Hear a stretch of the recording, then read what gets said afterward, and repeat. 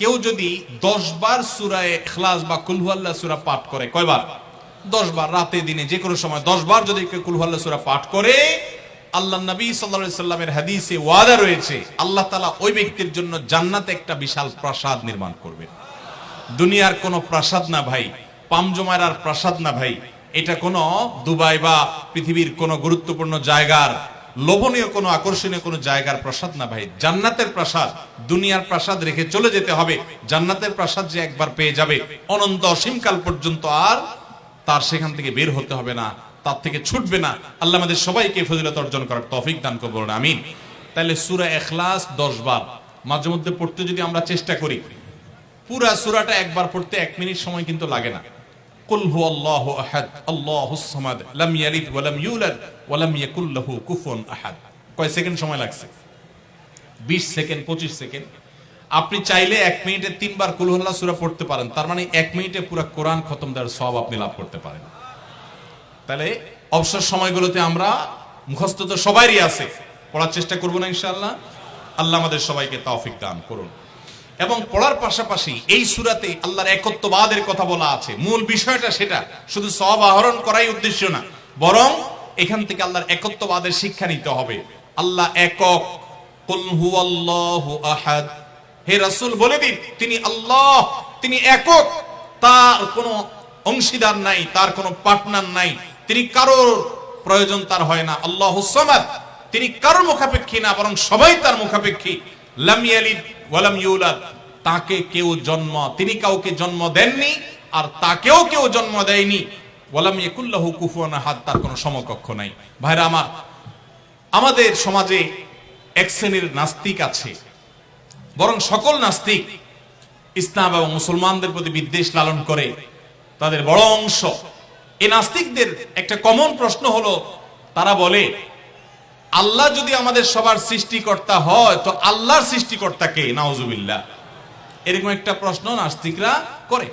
নবী সাল্লাল্লাহু আলাইহি সাল্লামকে কোন কোন মুফাসসিরদের মতে এই প্রশ্নটাই করেছিল ইহুদিরা। কারা প্রশ্ন করেছিল? ইহুদিরা। সেই জবাবে আল্লাহ তাআলা এই আয়াত নাযিল করেছেন এবং জানিয়েছেন যে আল্লাহ তিনি কারোর জন্ম দেওয়ার মুখাপেক্ষী নন, তাকে কেউ জন্ম দেয়নি, তিনি কারোর মুখাপেক্ষী নন। এখন প্রশ্ন হতে পারে, আচ্ছা আল্লাহ তাআলা তিনি আমাদের সৃষ্টি করলেন বুঝলাম, তাহলে আল্লাহকে কে সৃষ্টি করলো, যেটা নাস্তিকরা করেছে। এই প্রশ্নটা একটা অমূলক প্রশ্ন এবং ভুল প্রশ্ন। এই প্রশ্নটা একটা ভুল প্রশ্ন। কিভাবে ভুল প্রশ্ন? আল্লাহ তাআলা কি সৃষ্টি না স্রষ্টা? সবাই উত্তর দেন। আল্লাহ কি সৃষ্টি নাকি সৃষ্টিকর্তা?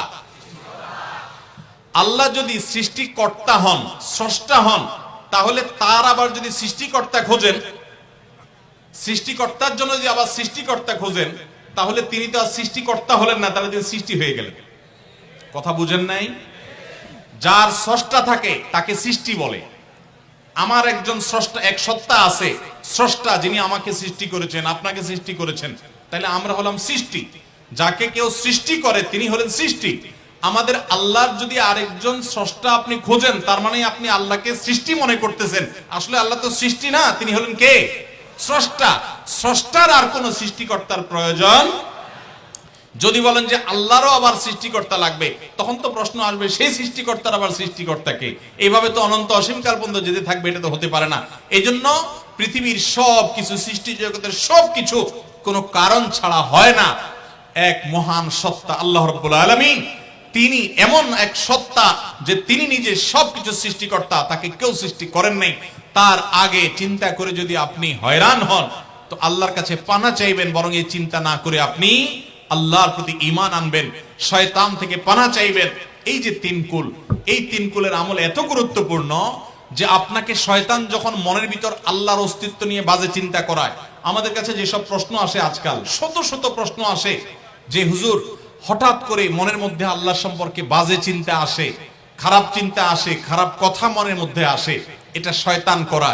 এটা যখন মনের মধ্যে আসবে, সাথে সাথে আউযু বিল্লাহি মিনাশ শাইতানির রাজিম পড়বেন, এই সূরা ইখলাস, ফালাক, নাস পড়বেন এবং বাম দিকে প্রতীকী থুতু শুয়ের আগায় যে পরিমাণ থাকে এরকম থুতু বাম দিকে যদি নিক্ষেপ করেন এবং আউযু বিল্লাহ পাঠ করেন, আল্লাহ তাআলা শয়তান থেকে পানাহ দান করবেন।